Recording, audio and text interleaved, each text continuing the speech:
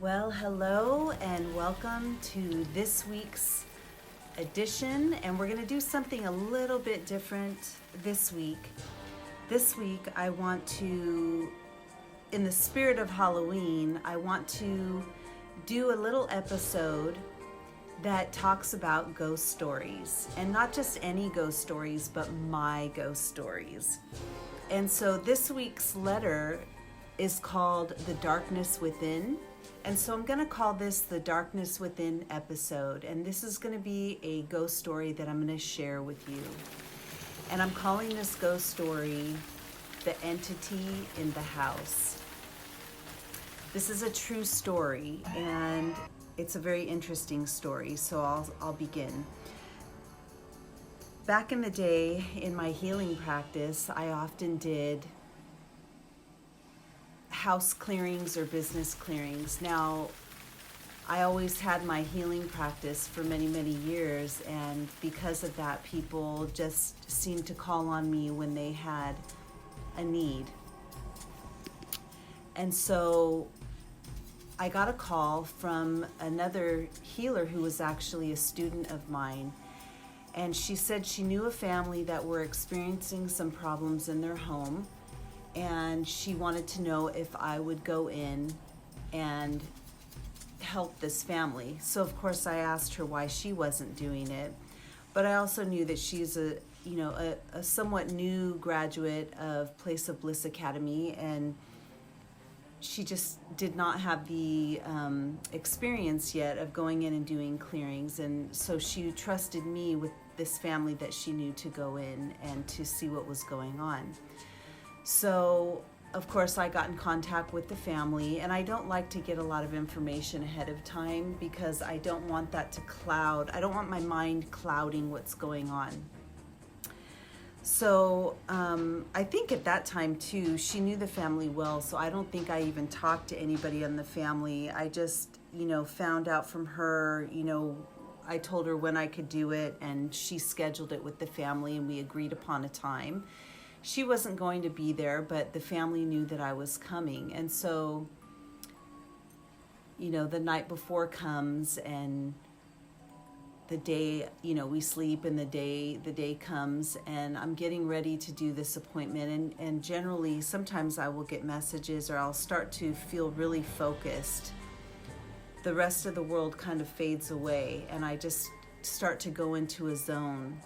And it isn't uncommon for me to even get messages, but it's usually when I'm on the way and I'm in the car. But as I'm finishing up getting ready, my husband is watching me get ready, and he's laying on the bed, and he's laying face down, if you could imagine, on his belly, which I've never seen him do that, and I've never seen him do that since. So he's kind of hugging a pillow, he's laying down, and he's looking at me, and I could tell that there was something, going on in his mind. So I said, "What's going on?" And he said, "I had a weird dream, and for some reason I just feel like I'm supposed to tell you about this dream before you go." So of course I stopped what I was doing and I listened to what he had to say. And he said, I had this dream of this house, and there were 5 people in this house, and there was a small child, and the child was the focus of this house. And when I walked up to the house, he said he didn't see himself, but he walked up to the house, and the kid was outside. He didn't see any other people, he only saw a small child.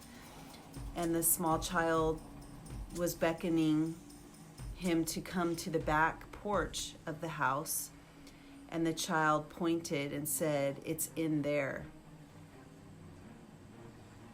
And then he proceeded to tell me what the house looked like.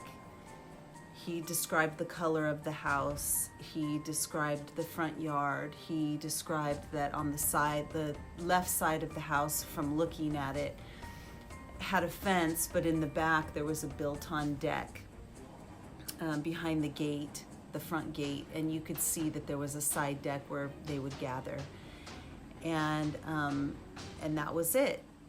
And so I thought, okay, that's very interesting. I'll definitely remember that. But he was very descriptive on what the house looked like. Very descriptive. I can't remember the color of the house or all those details now because it was so many years ago, but I do remember those pivotal points. And so I remember driving to the house, and on the way over to the house, I heard the phrase, "Get out." And I've always been of the mind that no spirit is greater than me, and I am greater than no spirit. And so I don't have any fear when it comes to these other beings. I don't lend any fear energy to anything else that might be there. And this is what makes it okay for me to go into homes and businesses, because I don't carry that level of fear that other people may have. I don't feed it any energy because I'm not afraid. So I simply, in my head, this is not out loud, but in my head, I responded and I said, no. I said, I'm no bigger than you and you're no bigger than me. I'm coming. And that was the end of it. There was no more voice, and it was very matter of fact. So as I'm getting closer to this house, and I realize that I'm on the street now to this house, I felt like I should test out the vision that my husband had. And this is before MapQuest, so I was going off of paper directions. And so what I did was I turned the paper upside down, and instead of looking for the address, I simply started to look for the house that he had described. And when I found a house that I felt looked exactly the way that he said it looked, I pulled over the car to park. And when I was in the park position, I flipped the paper over and looked at the address, and then I looked at the house to confirm that it was indeed the house. So that was the first thing that was very interesting.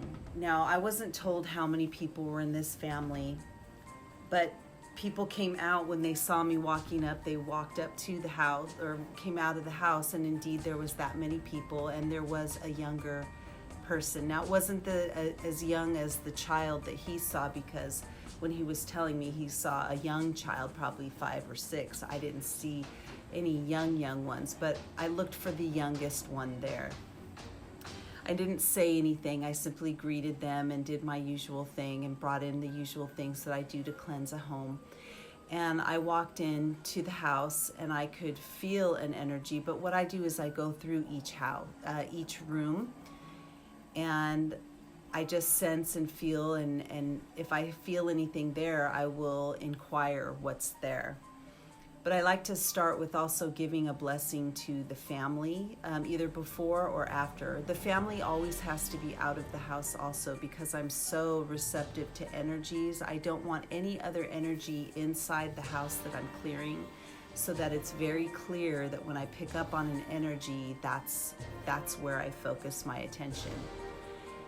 And so as soon as I got there and I was talking to the father of the house, the younger girl, it was a younger girl, she standoffishly stayed away from me, and she sat down on the couch in the other room, and she stared at me while I was talking, and while the father was talking about this problem that he felt something was in the house. And I knew right away that this young person was connected to this energy somehow, and that she was almost nervous about me being there, which was something unusual. I hadn't usually dealt with somebody that almost didn't want me there to cleanse the house. So I was just very aware of the energy, but I asked them all to leave the house, and that I was going to go room to room, and I was going to cleanse the energy, and I was going to remove any resonant energy from the house. And this could be even from fighting and other things, that energies linger in a home. So I'm going to bring a blessing upon the house.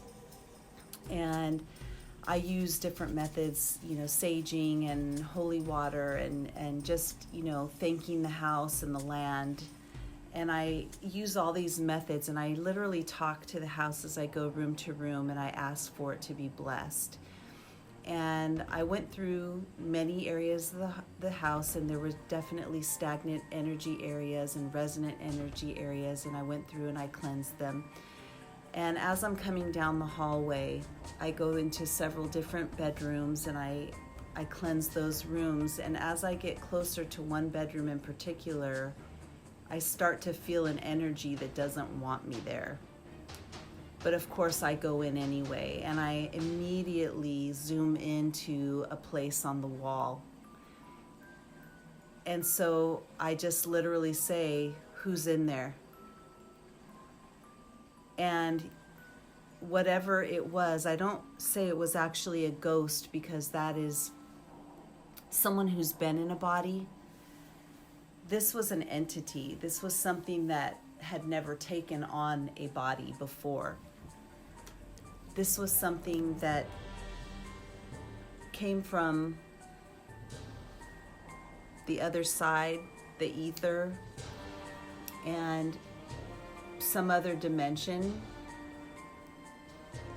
I don't know exactly where it came from, and I don't tend to focus on where it came from, only that it's there and what energy it's bringing into the home and for what purpose is it there. It said its name, and of course I can't remember the name, but it was not a name that we are used to getting. We're not used to hearing certain names. It had an otherworldly sound to it. And so it did give me its name, and I asked, "Why are you here?" And it said, "She called me here." And I said, "Okay, so the person who is in this room, whoever's room this is, called you here?" And he said, "Yes, the girl called me here. I'm here to help her." And I said, "Okay." I said, "Well, your energy is creating havoc on the people that are in this house. They can feel your presence here, and it's causing the girl to act in a certain way, and the family doesn't like it. So I'm asking you to please remove your energy and yourself from this house and go back to where you came from." And it told me no. And it said, "I'm here as long as the girl wants me here." Now remember, I said from the beginning that I am no greater than any other spirit, and no spirit is greater for me. And therefore, if that entity does not want to leave, there's nothing that I can do to make it leave. This is why you hear in spooky stories where they do cleansings, and it's good for a while, but then it comes back. And that's because of this, is that if they want to come back, they come back. Now you can continue to do cleansings, but if an entity wants to stay, they're gonna stay. And so I knew at that point I had to speak with the owners of the house, the parents, and I just needed to let them know what was happening. And so you can imagine I wrapped up the healing of the home, and I went outside where all the family was, and I said I wanted to give each one of you a cleansing and a blessing. And so I had them stand in a line, and I saged them the same way that I would sage the house, and I gave them a blessing. And as I got to the young girl, she stepped back. She did not want the cleansing. And so I said, "You don't want me to give you a cleansing and a blessing?" And she was very reluctant, and I think she did it more because she looked at her parents and saw that her parents were questioning why she was not allowing me to do this. And so she timidly stepped forward and allowed me to give her this blessing, but I could feel that her energy was not in it. So I took the father aside, and I simply just told him what the entity told me, that he was there. This entity was there as long as the girl was going to ask it to be there, and that my recommendation is to get the girl in some sort of counseling At the time, I wasn't doing counseling, and or otherwise I would have been the one to help counsel her, but I made a recommendation that for some reason she's called this energy in, and so it's very important to find out why she feels that she needed to call that energy in to begin with. And perhaps if you could get to the reason why she was calling this energy in, then you would be able to ask that energy, that entity, to leave the house because she's no longer calling it in. So I gave that advice, and as I always do, I give and then I let go of any expectation for anyone to do anything with it, because just like teaching healing, it isn't up to me what people do with the information. I simply give the information and the education and the guidance, and then I let go of it. I did the same here. I got a call the next day from the parent saying, is this normal to have energy pick up in the home after something like this happened? And he explained that that evening when they were discussing getting rid of the entity in the house, that there was a lot more anger energy in the home, and there was a lot of fighting amongst each other. And I told him that is something that can happen when there is a resistance to letting this entity go, asking it to leave, and that there was nothing more that I could do if they did not invest the time in the solution, which was to helping the girl come to letting the entity go on her own. Now, I never heard anything after that. My life moved on, and I never heard from them again, and I went on to cleanse other homes and have other very interesting ghostly experiences, and I will share another one with you next week in the spirit of Halloween, because it will be Halloween week. But I hope you enjoyed this spooky story of the entity in the house, and I hope you have a fantastic week, and I will see you again next week with another episode of The Darkness Within. Don't forget to like and subscribe.